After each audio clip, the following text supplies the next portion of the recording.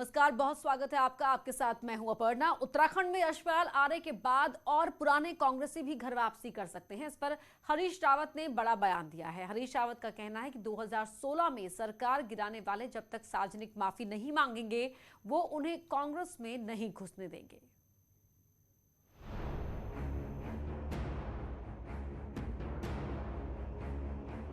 यशपाल आर्य की कांग्रेस में वापसी ने सियासत को गरमा दिया है। अटकलें लगाई जा रही हैं कि 2016 में बागी हुए कांग्रेसी फिर से वापसी कर सकते हैं, लेकिन उससे पहले उन सभी बागियों को हरीश रावत की शर्त पूरी करनी होगी। हरीश रावत का साफ कहना है कि जो महापापी अपने पाप की माफी नहीं मांगेगा वो कांग्रेस में नहीं आ सकता, और इसके बाद आने पर निष्ठा भी दिखानी होगी, टिकट की इच्छा नहीं। सरकार को गिराया है सदन के पटल पर। उत्तराखंड के लिए एक कलंकपूर्ण घटना है वो। उत्तराखंड ने दंड दिया नहीं दिया ये एक सेकेंडरी इशू है। मेरे लिए प्राइम इशू है कि ये संसद का जिसको महापाप कहा था अटल बिहारी वाजपेयी ने, वो महापाप है। ऐसे महापापी यदि कांग्रेस में आना चाह रहे हैं तो पहले अपने पाप को स्वीकार तो करें। वहीं 2016 में कांग्रेस से बगावत करने वाली और अब बीजेपी का दलित चेहरा रेखा आर्या का कहना है कि हरीश रावत की बात पर यकीन नहीं किया जा सकता, वो सिर्फ अपना स्वार्थ देखते हैं। देखिए, मैं ये बात स्पष्ट कर चुकी हूँ कि पूर्व मुख्यमंत्री हरीश रावत जी का किसी प्रकार का बयान गंभीरता से लेने की आवश्यकता नहीं है। वो कहते हैं, उनके कहने और करने में ज़मीन आसमान का अंतर है। उन्होंने सल्ट के चुनाव में जब सल्ट के विधायक जी नहीं रहे थे तो उन्होंने कहा था कि हमें वॉकओवर देना चाहिए। आप देखेंगे वहाँ पर उन्होंने अपना ही कैंडिडेट जो है वहाँ पर उतारने का काम किया, जबकि कांग्रेस से जो है रंजीत रावत जी या उनके बेटे तैयारी कर रहे थे। तो इससे साफ पता चलता है वो जो कहते हैं और जो करते हैं उसमें ज़मीन आसमान का अंतर है। उनका उसमें क्या स्वार्थ है वो ज़्यादा मायने रखता है। अब कांग्रेस से बगावत करने वालों के सामने सवाल है कि क्या वो लोग माफी मांगकर वापस आएंगे या फिर हरीश रावत के दावे सिर्फ दावे ही रह जाएंगे। दीपांकर भट्ट, न्यूज़ 18 देहरादून। आपको बता दें कि जिन नेताओं की ओर हरीश रावत का इशारा है उनमें कई नेता शामिल हैं जो 2016 में कांग्रेस को छोड़ बीजेपी में शामिल हुए थे और आज बीजेपी में कई अहम पदों पर भी हैं। उनमें से विजय बहुगुणा, हरक सिंह रावत हैं, अमृत रावत का नाम भी शामिल है, शैलेंद्र मोहन है, कुंवर प्रणव सिंह है, सुबोध उनियाल है, प्रदीप बत्रा है, शैला रानी रावत हैं, रेखा आर्य हैं और उमेश शर्मा काऊ भी बीजेपी में शामिल हुए थे। वहीं हरीश रावत ने दावा किया है कि बीजेपी के कई विधायक कांग्रेस के संपर्क में हैं और वो बीजेपी में से कांग्रेस पाना चाहते हैं। हरीश रावत के दावे पर बीजेपी ने कहा कि उनके दावे में कोई दम नहीं है और बीजेपी का एक भी विधायक कांग्रेस में नहीं जाने वाला है। वहीं बीजेपी ने उन्हें अपना घर संभालने की बात कही।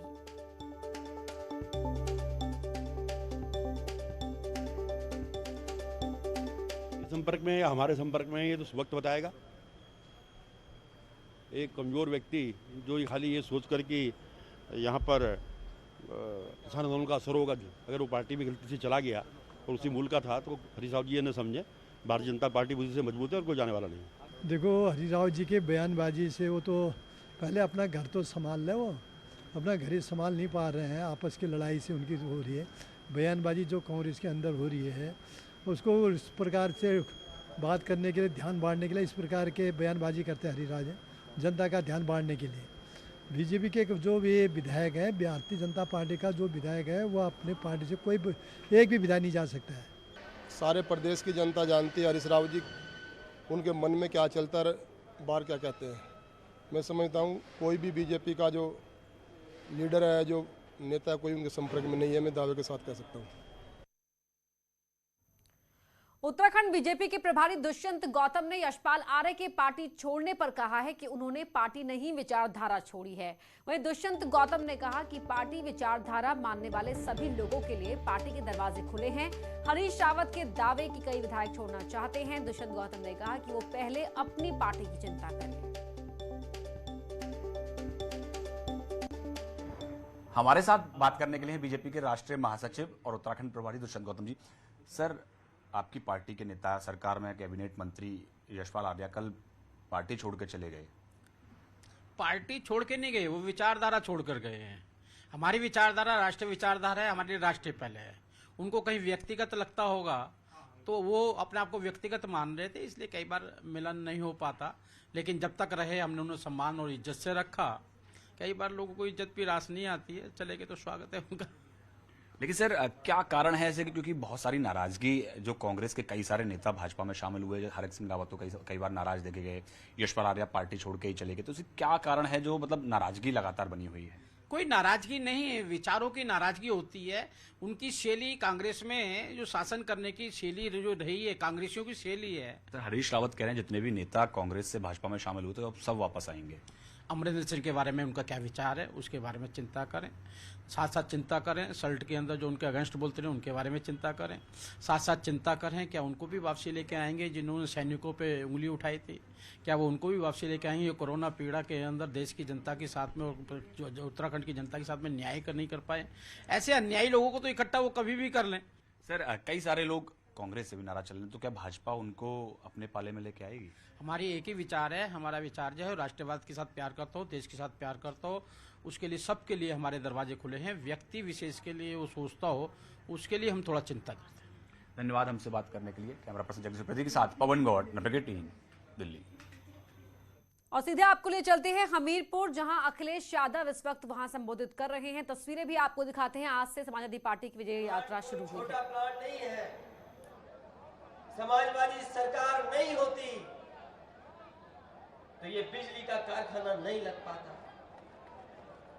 अगर कहीं बिजली का कारखाना लगा यहाँ पर तो पूरा का पूरा समाजवादी पार्टी की देन है। समाजवादी पार्टी की सरकार नहीं होती तो शायद कारखाना नहीं लग पाता। और ये कितना बड़ा बिजली का कारखाना लगा है। यहां से जब बिजली बनेगी तो न केवल उत्तर प्रदेश को मिलेगी बल्कि देश को मिलने जा रही है। देश को मिलने जा रही है बिजली। और बिना बिजली के तरक्की खुशहाली संभव नहीं है। हमारे यहां जितने लोग बैठे हैं बिजली का बिल तो दे रहे होंगे साहब। बिजली का बिल कौन नहीं दे रहा? मीटर लग गए, बिजली का बिल देना पड़ रहा है। हमारे किसान भाइयों को देना पड़ रहा है। यहां जितने लोग हैं सबको बिजली का बिल देना पड़ रहा है। और हिसाब किताब लगाओ, 4.5 साल में बिजली कितनी महंगी हो गई है। मीटर भी लग गए, बिजली भी महंगी हो गई। आपकी आमदनी नहीं बढ़ी। हमारे किसान भाई बताओ, पैदावार को लेकर के भारतीय जनता पार्टी ने कहा कि हम आपकी आय दोगुनी कर देंगे। यह किसान भाई हैं, इस इलाके में तो हो सकता है 2 फसलें ले लेते हो, लेकिन जैसे ही यमुना के उस तरफ चले जाते हैं तो 2 फसलें भी किसान नहीं ले पा रहा है। बताओ किसान भाइयों, कौन सी फसल की पैदावार की आय दोगुनी हो गई? अगर एक भी फसल की पैदावार दोगुनी हो गई हो तो बताइए। यही भारतीय जनता पार्टी के लोग जो सत्ता में बैठे हैं, इन्होंने कहा हमें बहुमत दे दो, हम किसानों की आय दोगुनी कर देंगे। आय दोगुनी नहीं हुई, महंगाई दोगुनी हो गई। आज जब कानपुर आए हैं, कानपुर के लोग जानते होंगे पेट्रोल 100 रुपए पहुंच गया है।